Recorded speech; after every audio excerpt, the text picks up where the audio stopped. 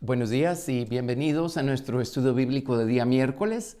En esta ocasión estamos grabando desde las oficinas de la iglesia, ya que estamos haciendo unos trabajos para mejorar la atención que le podamos brindar a toda nuestra gente. Así es que los invito a orar. Vamos a pedirle al Señor que bendiga su palabra en este día, que la bendiga en nuestros corazones, en nuestra mente. Bendigamos nosotros al Señor y démosle gracias por la mesa que Él siempre tiene dispuesta para nosotros. Así es que únanse a mí, vamos a orar. Padre, en el nombre de Jesús, te damos gracias una vez más por el privilegio que tenemos, Señor, de conocerte, de caminar contigo en esta vida, todo por medio de Jesús. Jesús, gracias por haberlo dado todo por nosotros, por haber dado tu vida en rescate por la nuestra. Gracias por ti en nosotros, gracias por tu sangre redentora, gracias que nos has reconciliado con el Padre y gracias porque caminamos con el Padre de la mano y eso hace toda la diferencia. Gracias por mostrarnos el camino por el que debemos andar.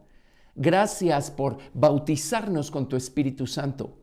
Gracias por abrirnos tu palabra. Gracias por bendecirnos con ella. Gracias por mostrarnos el camino por el que debemos andar. Gracias, Jesús, tú eres el camino, tú eres la meta, tú eres todo, Señor Jesús. A ti te lo debemos todo. Así es que gracias por este día, por la verdad que tienes para nosotros puesta sobre la mesa. Oramos el pan nuestro de cada día, dánoslo hoy, Señor. Bendícenos a todos con tu maravillosa palabra. Ábrenos los ojos, abre nuestros oídos, abre nuestro entendimiento y ayúdanos a seguir adelante en nuestra jornada espiritual. Camino a ser hechos uno contigo, Padre. Gracias te damos toda la gloria en el nombre de Jesús. Amén. Estamos estudiando al Señor Jesucristo, su persona, su vida, su ministerio, y nos encontramos en los evangelios. Y el Señor Jesucristo, en resumidas cuentas, lo que vino a hacer es a introducir el reino de los cielos, a enseñar acerca de este, a predicar acerca de este y a demostrar el poder de este por medio de todos los milagros que Jesús hizo. Hemos definido el reino de los cielos o el reino de Dios. Se refiere a algo tan grande y tan amplio, pero en resumidas cuentas, todo lo que compete a Dios y su obra en términos generales, su obra en nuestra vida y, por supuesto, el reino de Dios que llega a nosotros por medio de Jesucristo y crece para poderlo llenar todo. El Señor Jesús nos salvó en la cruz del Calvario no solamente para salvarnos de la paga del pecado, que es la muerte y el infierno. El Señor Jesucristo nos salvó para convertirse Él en nuestro Señor, nuestro amo, nuestro dueño. Y a través de las parábolas que estamos estudiando, estamos viendo sobre qué cosas quiere el Señor Jesucristo gobernar en nuestra vida. Y todo lo que necesitamos es seguir dejando que Cristo crezca en nosotros. Cristo crece en nosotros a medida que lo buscamos en oración, a medida que buscamos en su palabra, su voluntad, y buscamos obedecerla, ponerla por obra, practicarla. El Señor Jesucristo crece cuando nuestro conocimiento de su palabra crece, cuando nuestra experiencia con su palabra crece. Él crece también cuando por medio del Espíritu Santo y de su poder operando en nosotros, crece nuestra vida de oración, no solo en intensidad, sino en dimensión. Crece también nuestra alabanza al Señor, igualmente, no solo en intensidad, sino en dimensión. Así es que qué maravilloso es crecer en Cristo y que Cristo crezca en nosotros. A medida que Él crece, Él va conquistando el terreno que Él va encontrando en el camino. Todavía tenemos un viejo hombre, todavía tenemos una mente carnal, un viejo corazón. Todavía hay una buena parte de nosotros que necesita ser regenerada, transformada, convertida y conformada a imagen de Cristo. Tenemos un viejo hombre del que necesitamos despojarnos, sobre el cual Cristo quiere gobernar. Así es que todas estas parábolas, y ya lo hemos mencionado, hay más de 12 parábolas mencionadas en los evangelios, especialmente en Mateo y en Lucas, pero básicamente las podemos clasificar en 12 categorías.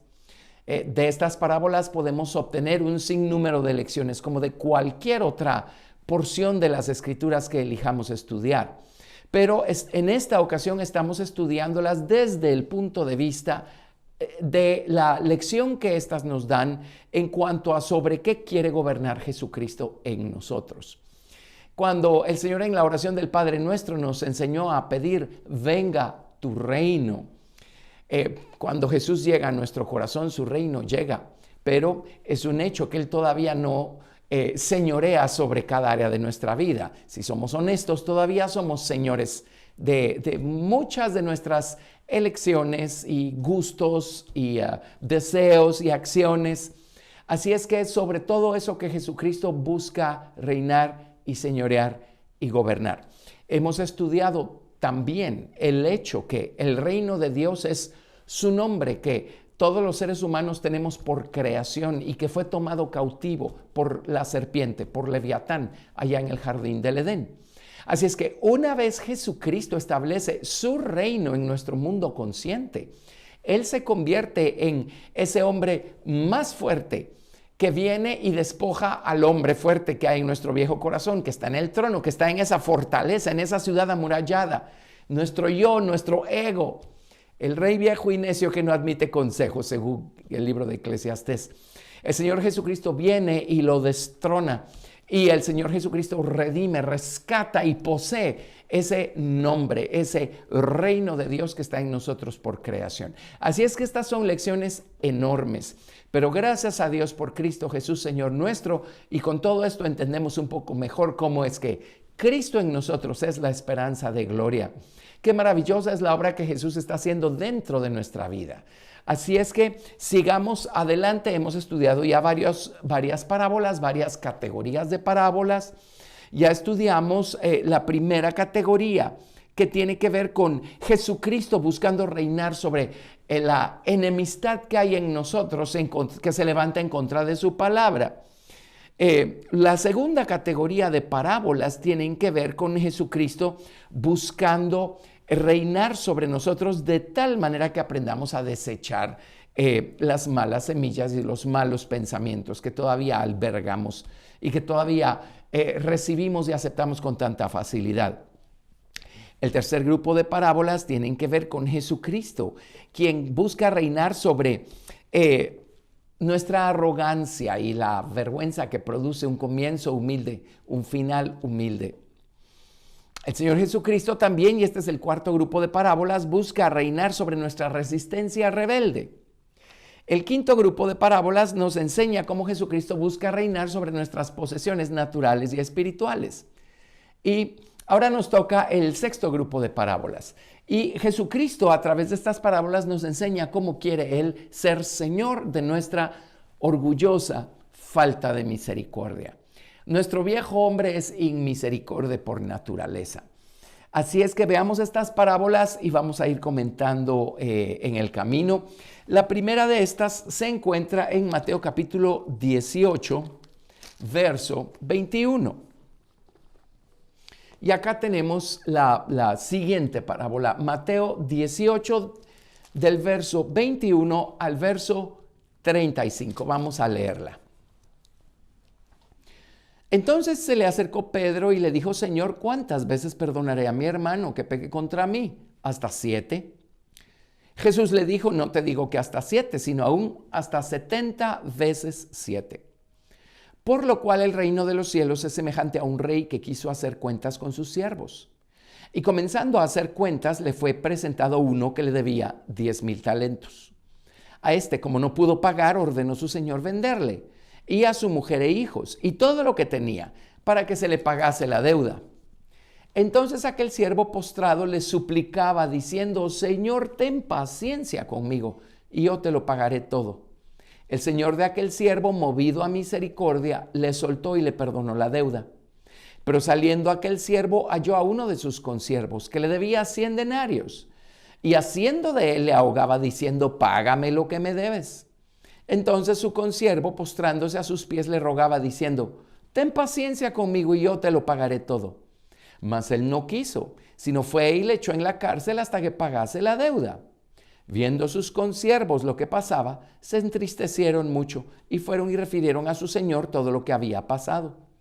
Entonces, llamándole su señor, le dijo, siervo malvado, Toda aquella deuda te perdoné porque me rogaste. ¿No debías tú también tener misericordia de tu consiervo como yo tuve misericordia de ti? Entonces su señor, enojado, le entregó a los verdugos hasta que pagase todo lo que debía.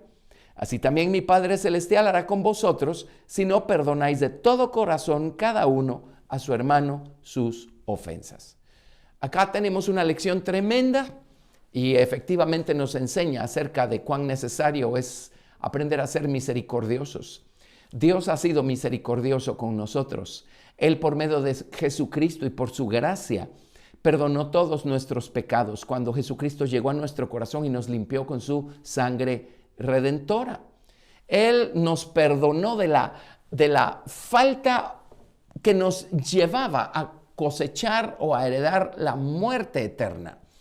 Una eternidad completamente alejados de Dios. Así es que deuda más grande no puede tener el hombre que la deuda moral, que cada vez va más y más en aumento y que el hombre no puede pagar, excepto con su vida, que todos los hombres le adeudamos a Dios. Así es que Dios nos perdonó. La misericordia de Dios aleja de nosotros los justos juicios que merecemos, en tanto que la gracia de Dios nos da lo que no merecemos. Y esto es su perdón, que Él nos da de manera incondicional y de manera tan liberal. Así es que nosotros ya hemos experimentado la misericordia de Dios. Ahora Dios espera que nosotros otorguemos esa misericordia, le extendamos esa misericordia a los demás. Y cualquier deuda que los demás tengan con nosotros no es ni digna de compararse con la deuda eterna moral que nosotros adeudábamos para con Dios. Por eso, aquí la historia hace una comparación que está totalmente fuera de proporción. Por un lado, este siervo le debía a su señor 10,000 talentos. Pero luego cuando su señor le perdonó la deuda, resulta que él se encontró con un amigo suyo que le debía 100 denarios. No es ni digno de compararse. La proporción es absurda, pero igual de absurdas son las deudas o las ofensas que otros cometen en contra nuestra, si la comparamos con las ofensas que nosotros hemos cometido en contra de Dios y que nos han sido perdonadas. Así es que Dios espera que nosotros seamos misericordiosos. Y la Biblia dice que Dios con el misericordioso se mostrará misericordioso. Y hay algo muy importante que debemos tener siempre en cuenta. Nosotros, las faltas que cometemos se clasifican en 4 categorías: pecados, transgresiones, iniquidades y ofensas. Pecado, la definición de pecado básicamente es errar el blanco. Las iniquidades son nuestras inmoralidades, la maldad moral. Transgresiones se refieren a nuestras rebeliones. En otras palabras, esa resistencia a hacer lo que Dios busca, esa insistencia en querer saltarnos el cerco moral que Dios nos pone por medio de su palabra o que Dios ha puesto en nuestra conciencia para que no lo saltemos. Esas son las rebeliones o las transgresiones. Ahora, el Señor Jesucristo nos perdona los pecados, las iniquidades y las transgresiones por don. Solo tenemos que pedirle perdón al Señor Jesucristo y Él nos perdona. De hecho, recordarán los 12 nombres por los cuales Jesucristo fue revelado en el Antiguo Testamento a Moisés en Éxodo capítulo 34. Jehová, fuerte, misericordioso, piadoso, tardo para la ira, grande en misericordia, grande en verdad, que guarda misericordia a millares, que perdona la iniquidad, perdona la transgresión y perdona el pecado. Y luego el último, el número 12, es que no tendrá por inocente al culpable, sino que visita la maldad de los padres sobre los hijos y sobre los hijos de los hijos hasta la 3ª y 4ª generación. Todo eso se resume en juez justo. Pero vean ustedes cómo el nombre o la naturaleza del Señor Jesucristo es perdonador de iniquidades, perdonador de transgresiones y perdonador de pecados. Así es que todo lo que tenemos que hacer es pedir perdón con todo el corazón y Él nos perdona. Pero están las ofensas. Ahora, las ofensas se manejan de otra manera. Las ofensas tienen que ver con el Padre, con este ámbito de Dios, que es el ámbito no engendrado del Padre. Por eso, cuando Jesús enseñó la oración del Padre Nuestro, incluyó lo siguiente: y perdona nuestras deudas o nuestras ofensas, como nosotros también perdonamos a nuestros deudores o a los que nos ofenden. Y después de enseñarle esta oración a sus discípulos, les dijo: porque si nosotros no perdonamos las ofensas a quienes nos ofenden, nuestro Padre que está en los cielos no nos va a perdonar a nosotros nuestras ofensas. Así es que el perdón de ofensas, ese no es por don. El perdón de pecados, transgresiones e iniquidades, ese es por don. Pero el perdón de ofensas no es por don. Requiere que nosotros perdonemos primero. Así es que primero se requiere de una acción de parte nuestra, de una elección consciente y voluntaria. La elección de perdonar. Una vez perdonamos nosotros, entonces el Padre nos perdona a nosotros nuestras ofensas. Pero nuevamente, nos conviene ser misericordiosos para poder alcanzar misericordia. Bienaventurados los misericordiosos, porque ellos alcanzarán misericordia. A esto se está refiriendo. Ya obtuvimos misericordia sin ser misericordiosos el día 1. Por medio del Hijo de Dios, a través de quien obtuvimos perdón de pecados, perdón y limpieza de pecados. Pero también está la misericordia del lado del Padre. Y para obtener esta, nosotros tenemos que ser misericordiosos. Así es que el Señor Jesucristo viene a nuestro corazón y busca crecer en nosotros para ir reinando y gobernando sobre esta tan natural falta de misericordia que tenemos todos. Vean en el caso de este siervo cómo se manifestó con tanta naturalidad esta falta de misericordia. Estaba totalmente arraigada a su voluntad, era parte de su esencia. A pesar que a él le fue perdonada semejante deuda, él salió y encontró a alguien que le debía a él y no salió la misericordia por ningún lado. Al contrario, su esencia, su naturaleza era inmisericordia. Ahora, ¿cómo puede ser que un perdón como el que obtuvo él no le hizo abrir los ojos y abrir el corazón y buscar un cambio de naturaleza y que se formara esta misericordia que obtuvo de su Señor para que él ahora la tenga para con los demás, aquellos que le deben? ¿Cómo puede ser esto? Pero igual, muchas personas, muchos seres humanos somos así. Dios nos toca, nos bendice, nos perdona, manifiesta su amor, su gracia y su misericordia. Pero no nos detenemos a dejar que esto entre al corazón y nos transforme, se arraigue y dé mucho fruto en nosotros. Y queremos toda la misericordia que podamos obtener de parte de Dios, pero nosotros no vamos a concederle y a darle misericordia a nadie. No, esto no puede ser así. Obviamente no es suficiente recibir un toque de Dios, del favor de Dios. No, necesitamos que eso se arraigue en nosotros, que Cristo entre al corazón, que Él se arraigue, que Él se quede allí para poder crecer y reinar en nuestra vida. Y Él va a conquistar, va a reinar sobre esta orgullosa falta de misericordia que es tan natural en los hombres. Bueno, tenemos más parábolas. En Lucas capítulo 10, verso 30, vamos a examinar otra desde esta perspectiva. Como les digo, hay muchas lecciones que podemos sacar nosotros de las parábolas y de toda la palabra de Dios, pero estamos estudiando estas parábolas desde un ángulo particular. Lucas capítulo 10, del 30 al 37. Acá tenemos la siguiente, y esta la conocemos muy bien. Respondiendo, Jesús dijo: un hombre descendía de Jerusalén a Jericó y cayó en manos de ladrones, los cuales le despojaron e hiriéndole se fueron, dejándole medio muerto. Aconteció que descendió un sacerdote por aquel camino y viéndole pasó de largo. Asimismo un levita, llegando cerca de aquel lugar y viéndole, pasó de largo. Pero un samaritano que iba de camino vino cerca de él y viéndole, fue movido a misericordia.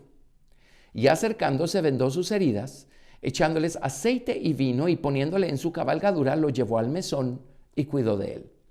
Otro día, al partir, sacó 2 denarios y los dio al mesonero y le dijo: cuídamele, y todo lo que gastes de más yo te lo pagaré cuando regrese. ¿Quién pues de estos 3 te parece que fue el prójimo del que cayó en manos de los ladrones?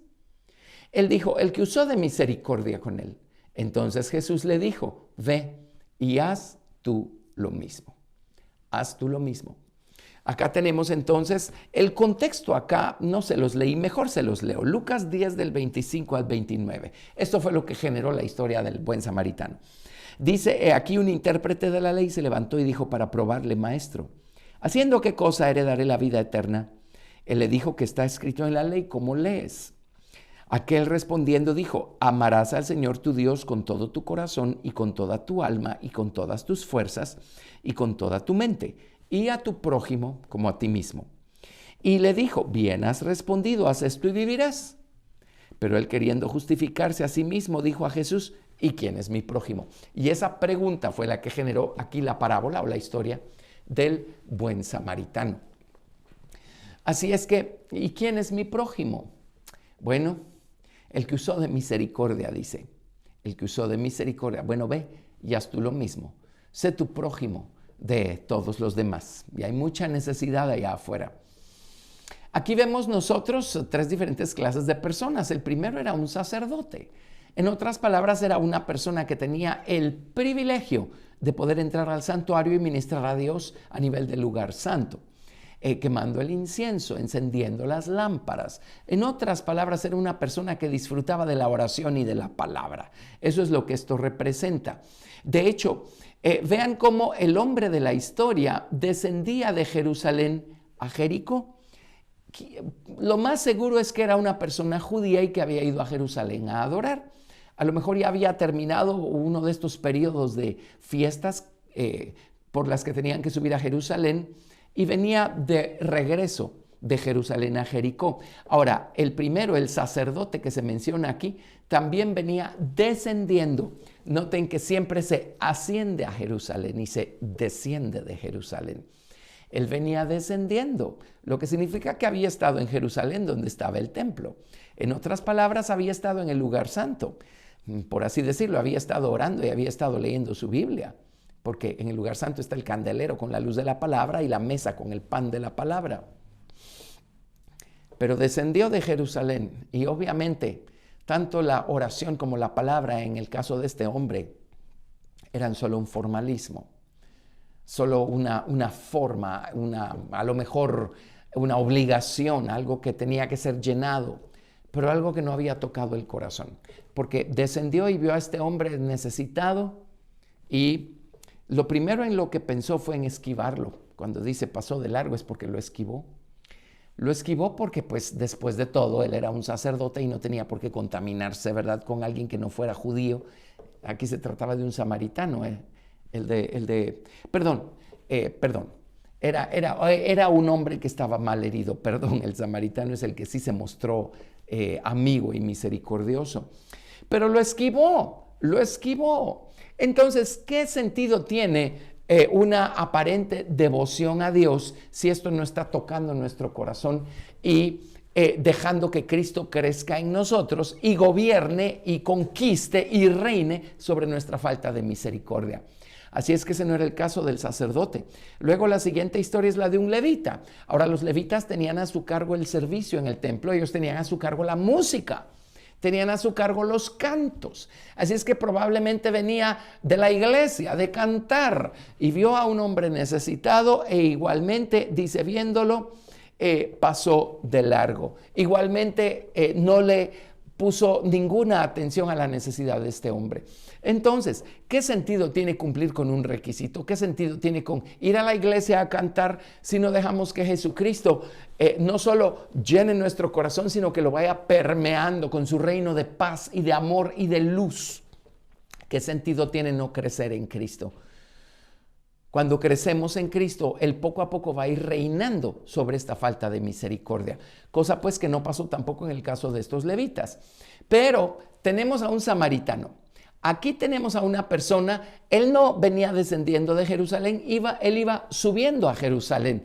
Probablemente iba buscando tener una relación más estrecha y más alta y más profunda con Dios. Él estaba ajeno a las fiestas judías porque era un samaritano, era una persona mezclada. Los judíos y los samaritanos no se llevaban entre sí. El templo estaba totalmente vedado para el samaritano. Pero algo había en su corazón y él, cuando vio la necesidad de este hombre judío, a pesar de su trasfondo cultural y religioso, se acercó al necesitado y manifestó la misericordia. La misericordia es algo que se manifiesta, se expresa. El amor se expresa. Si no, no es amor.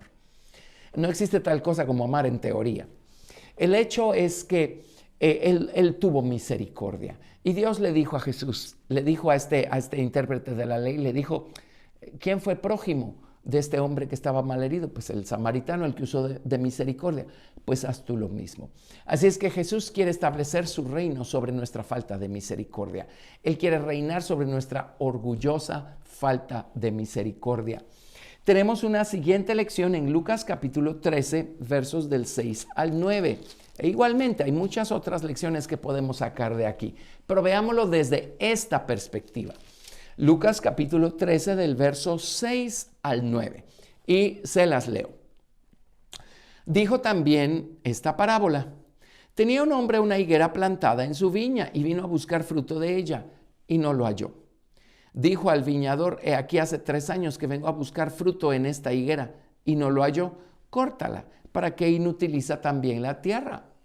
Entonces respondiendo le dijo, Señor, déjala todavía este año hasta que yo cabe alrededor de ella y la abone.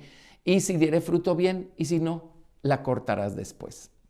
Y aquí tenemos un cuadro tremendo porque, pues, los higos representan el fruto de la sinceridad, pero los higos representan el fruto que Dios quiere que demos en términos generales acá en esta historia.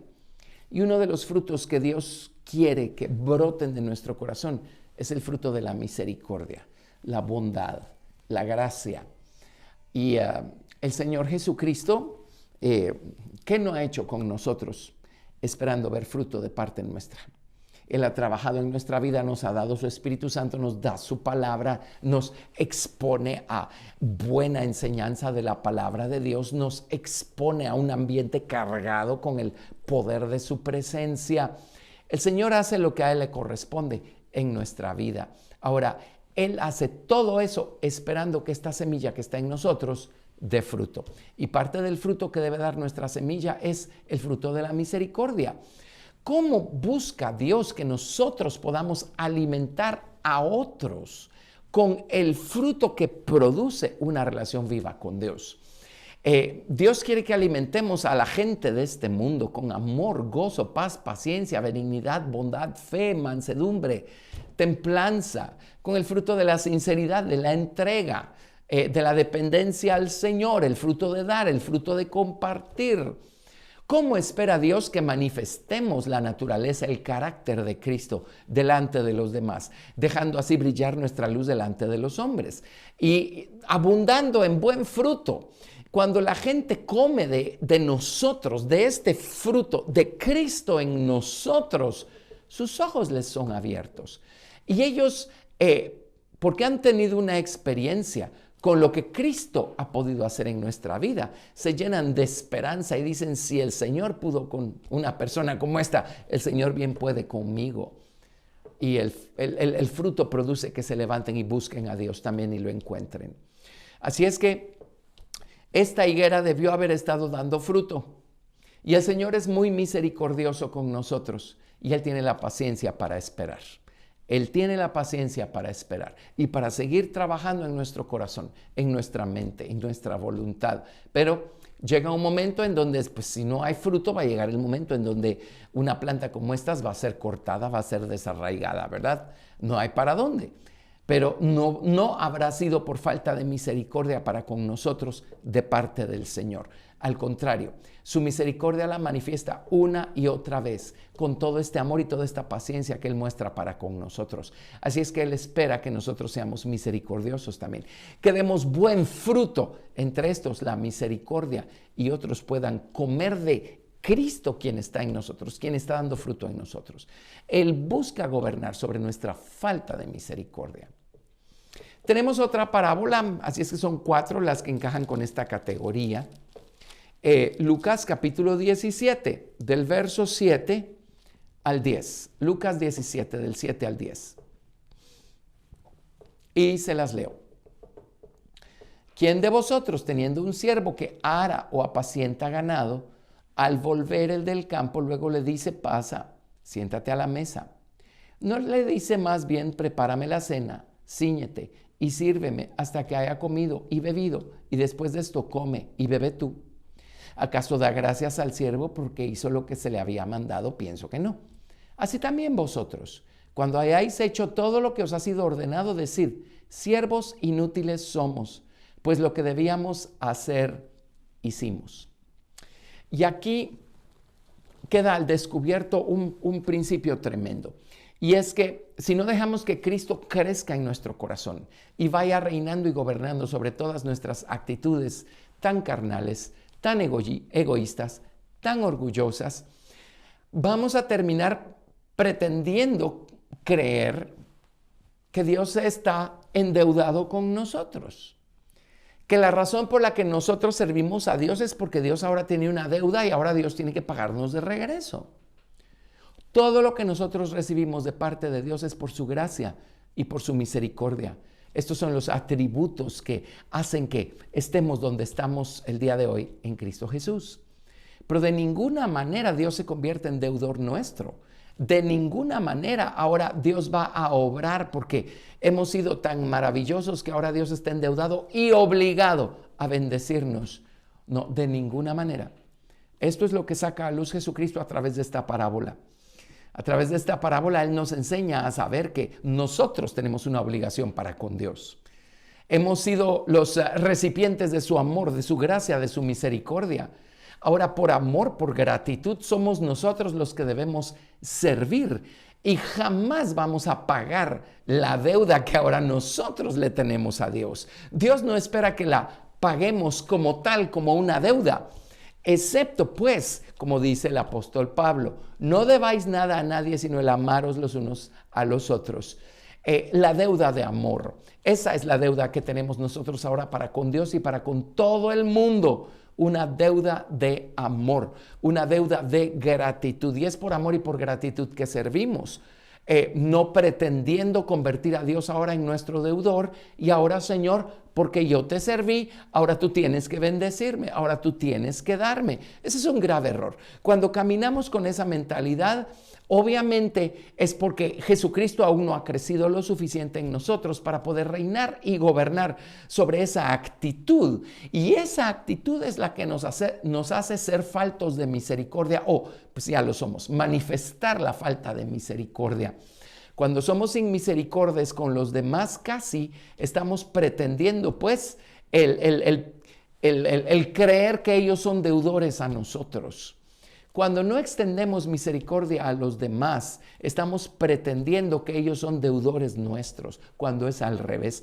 Pablo dijo, a todos soy deudor, a todos. ¿Por qué? Por gratitud y por amor a Dios. Porque nuestra deuda, la deuda que teníamos para con Dios fue saldada. Ahora tenemos una deuda de amor y de gratitud para con Dios, para darnos a Él por completo, para dejar que su reino venga a nuestra tierra y posea cada fibra de nuestro ser, y somos deudores a los demás. La deuda de dar a conocer a Jesucristo que nos salvó, dar a conocer el amor de Dios manifestado en nosotros, dar a conocer a Cristo y a este maduro en nuestra vida, evidenciado en todo este fruto que estamos dando para Él. Tenemos una deuda y es la de dar a conocer al Señor Jesucristo a los demás. Lo hacemos con palabras, lo hacemos con nuestras acciones, lo hacemos con nuestras actitudes. Amén. Así es que Jesucristo quiere reinar. Él busca reinar sobre esta orgullosa falta de misericordia que hay en nosotros. Con estas 4 parábolas entonces cubrimos este punto, ¿verdad? Jesucristo quiere establecer su reino sobre esta área de nuestra vida. Estas 4 parábolas fueron las del siervo sin misericordia, los ministros sin misericordia, la higuera estéril y el siervo inútil. Tenemos una siguiente categoría a través de la cual el Señor Jesucristo nos enseña su voluntad de querer reinar sobre nuestra orgullosa murmuración. Todos somos murmuradores, unos de una manera y otros de otra, unos en un ámbito, otros en otro. Y esta murmuración es uno de los malos frutos que da nuestro viejo corazón. Siempre nos estamos quejando, siempre hay algo que no nos parece. Así es que el Señor Jesucristo quiere reinar sobre esta orgullosa murmuración que está presente en todos nosotros. Para enseñarnos cómo Él quiere reinar sobre esto, en este caso tenemos una sola parábola. La encontramos en Mateo capítulo 20, así es que vámonos a Mateo capítulo 20, del verso 1 al 6. Y les leo, esta parábola es la parábola de los obreros a la viña. Mateo 20, del verso 1 al verso 6. Porque el reino de los cielos es semejante a un hombre, padre de familia, que salió por la mañana a contratar obreros para su viña. Y habiendo convenido con los obreros en 1 denario al día, los envió a su viña. Saliendo cerca de la hora tercera del día, vio a otros que estaban en la plaza desocupados y les dijo: id también vosotros a mi viña y os daré lo que sea justo. Y ellos fueron. Salió otra vez cerca de las horas sexta y novena e hizo lo mismo. Y saliendo cerca de la hora 11, halló a otros que estaban desocupados y les dijo: ¿por qué estáis aquí todo el día desocupados? Y seguimos leyendo. Le dijeron: porque nadie nos ha contratado. Él les dijo: id también vosotros a la viña y recibiréis lo que sea justo.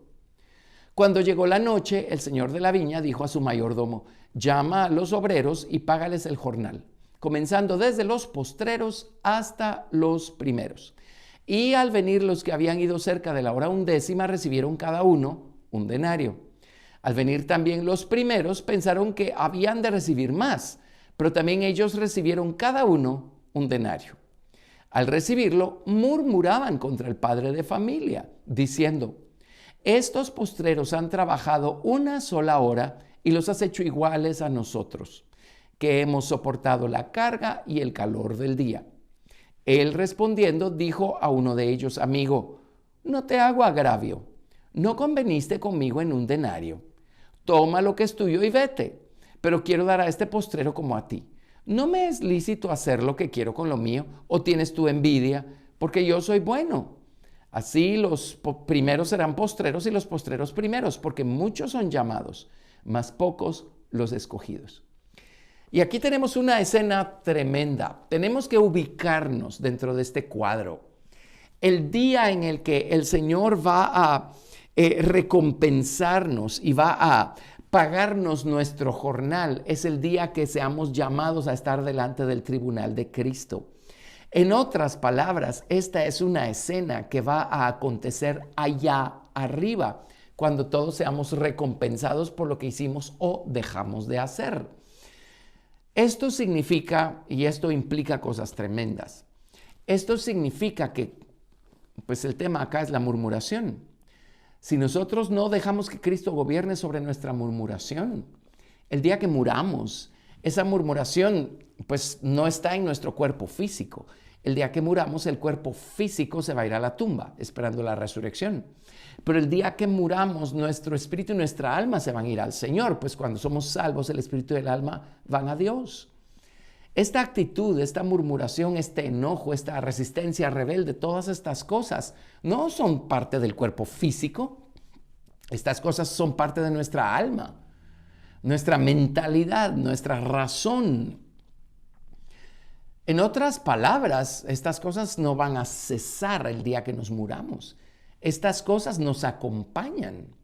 Y entendemos que esta gente está murmurando y le está alegando al Señor Jesucristo en su presencia allá arriba, cuando llegó el momento de pagarle a cada quien de acuerdo a las obras que había hecho. Aquí es donde entendemos con total claridad cómo es que en 1 Corintios 3 dice: algunos sobreedifican oro, plata y piedras preciosas, otros sobreedifican madera y hojarasca. Dice, aquel día va a declarar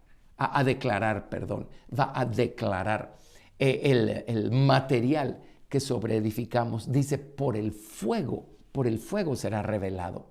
Cuando estemos delante de Jesucristo, el fuego consumidor y las llamas eternas, allí va a quedar al descubierto el tipo de material del que estamos hechos, ¿verdad? Incluyendo esta murmuración, si es que nunca lidiamos con ella.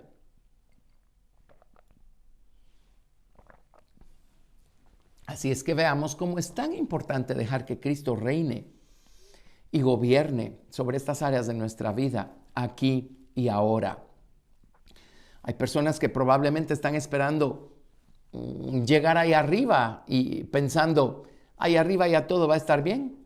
Pero pues así como esté nuestra alma y así como la sorprenda la muerte, así va a estar nuestra alma, así como está aquí va a estar allá, arriba o abajo, según sea el caso. Entonces necesitamos dejar que el Señor reine sobre esta murmuración. Vean cómo murmuraron. Y básicamente la acusación al padre de familia o al Señor Jesucristo es: tú eres injusto, porque unos trabajaron más tiempo que otros y al final recibieron la misma paga. Porque no es el tiempo trabajado lo que el Señor recompensa, es la calidad del trabajo hecho lo que el Señor recompensa. No hay tales que porque tenemos 10, 20, 30, 40, 50 años de conocer al Señor y solo por ese hecho vamos a recibir una mejor paga que alguien que conoció al Señor y solo tuvo meses para caminar con Él o un año para caminar con Él y el Señor se lo llevó a su presencia. No es el tiempo lo que el Señor recompensa, es qué hicimos mientras Dios nos concedió ese tiempo. Es la calidad del trabajo hecho, el amor, la gratitud con la que hicimos ese trabajo, el corazón y la voluntad con los que hicimos ese trabajo. Así es que acusar al Señor de ser injusto, esa es la cosa más ignorante y absurda que podemos hacer. Y sin embargo, así es la naturaleza carnal, así es la mente carnal, así es el viejo corazón. Pero a través de esta parábola es muy claro que el Señor Jesucristo busca reinar y gobernar sobre esta orgullosa murmuración que sale de nosotros, que proviene, que procede de nosotros. Dios nos ayude y dejemos que Jesús crezca para que Él gobierne sobre nuestra orgullosa murmuración. Acá pues para esta categoría, esta es la categoría número 7, solo tenemos una parábola. Así es que creo que podemos pasar a la siguiente categoría número 8.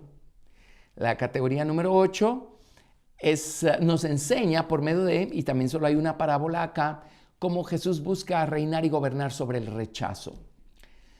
Si no sabemos lidiar nosotros con el rechazo de la gente, ese rechazo va a hacer que produzcamos un muy mal fruto. Así es que veamos, vámonos a Mateo capítulo 21, del verso 33 al verso 41. Veamos acá cómo Jesús busca pues ayudarnos a vencer el rechazo. Él fue rechazado por los hombres, Él fue rechazado por su propio pueblo. A los suyos vino y los suyos no le recibieron, al grado que su propio pueblo lo puso en manos de los romanos para que le dieran muerte en la cruz del Calvario. Así es que el Señor Jesucristo, Él fue probado en todo, Él fue tentado en todo. Él conoce el rechazo. ¿Quién más que Él? Pero Él en la cruz dijo: Padre, perdónalos porque no saben lo que hacen. Así es que Él quiere reinar y gobernar sobre el rechazo y los efectos que el rechazo pueda tener en nosotros o lo que nosotros permitamos que el rechazo haga, llenándonos de odio, de veneno si no lidiamos con este. Así es que Jesús quiere reinar sobre nuestro rechazo. Él quiere establecer su reino sobre esa área de nuestra vida. Vayámonos pues a Mateo 21 a partir del verso 33. Oíd otra parábola. Hubo un hombre padre de familia, el cual plantó una viña, la cercó de vallado, cavó en ella un lagar, edificó una torre y la arrendó a unos labradores y se fue lejos. Y cuando se acercó el tiempo de los frutos, envió sus siervos a los labradores para que recibiesen sus frutos. Mas los labradores, tomando a los siervos, a uno golpearon, a otro mataron y a otro apedrearon. Envió de nuevo otros siervos, más que los primeros, e hicieron con ellos de la misma manera. Finalmente les envió su hijo, diciendo: tendrán respeto a mi hijo. Mas los labradores, cuando vieron al hijo, dijeron entre sí: este es el heredero, venid, matémosle y apoderémonos de su heredad. Y tomándole le echaron fuera de la viña y le mataron.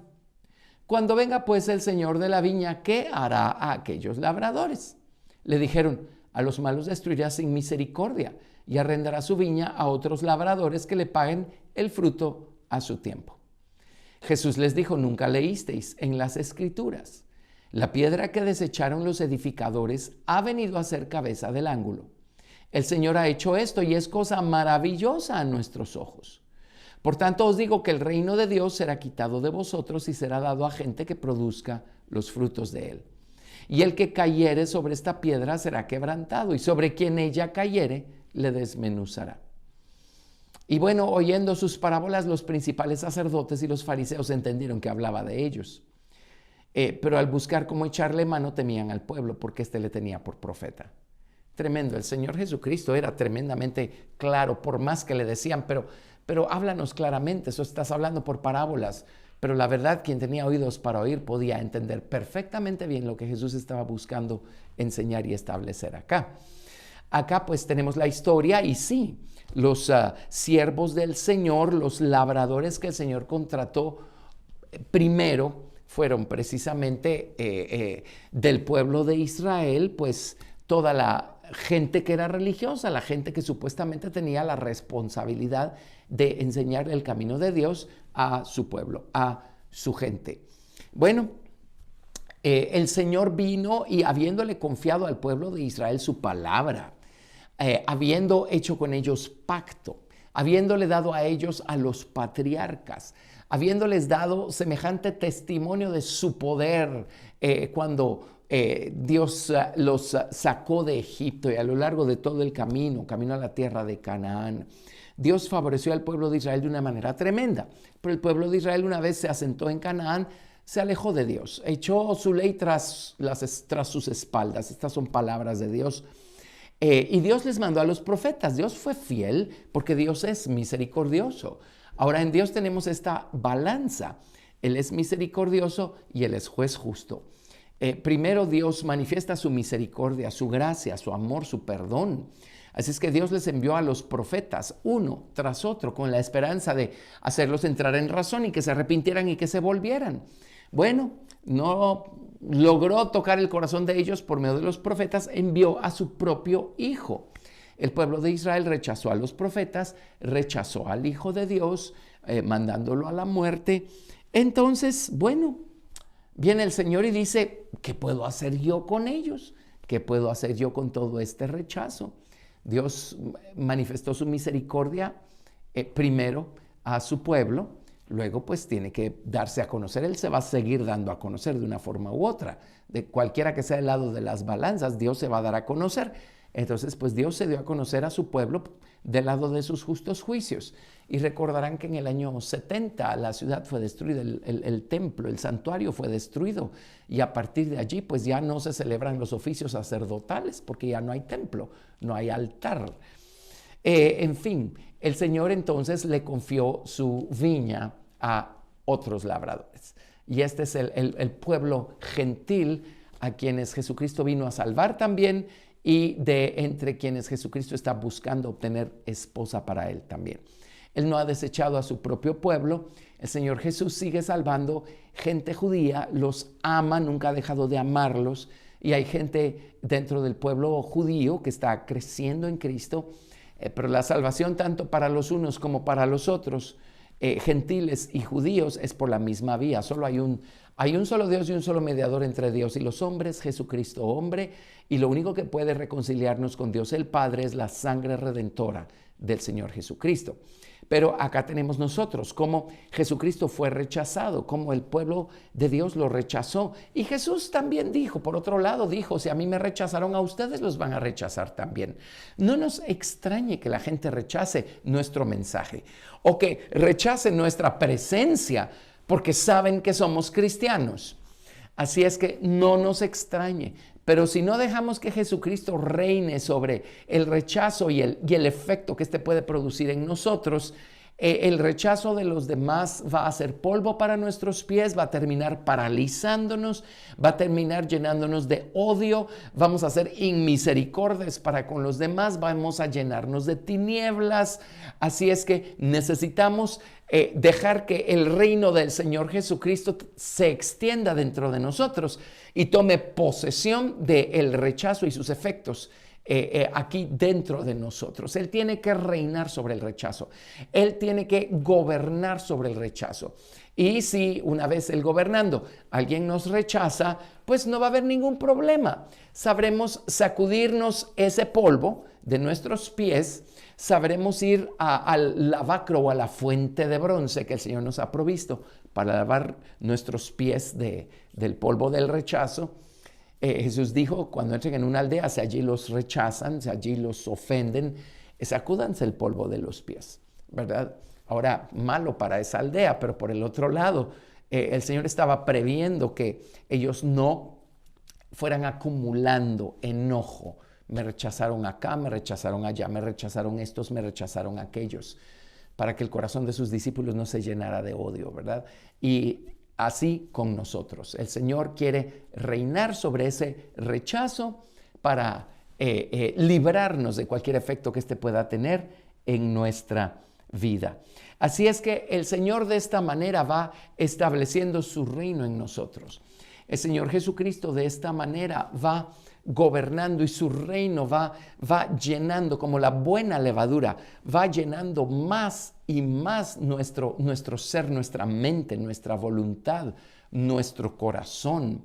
Cuando el Señor Jesucristo establece su reino sobre todas estas áreas de nuestra vida, entonces recordemos, bueno, Él va a establecer su reino de manera literal, visible, física, sobre esta tierra, cuando después de la gran tribulación, Él juzgue el pecado que hay sobre este mundo, Él limpie este mundo con fuego y Él establezca su reino. Él va a reinar por 1000 años sobre esta tierra y juntamente con Él nosotros. Qué privilegiados somos al tener ese llamado, esas promesas. Y es un reino de paz, así se le llama, su reino de paz. Bueno, veamos un cuadro, lo tenemos en David y en Salomón.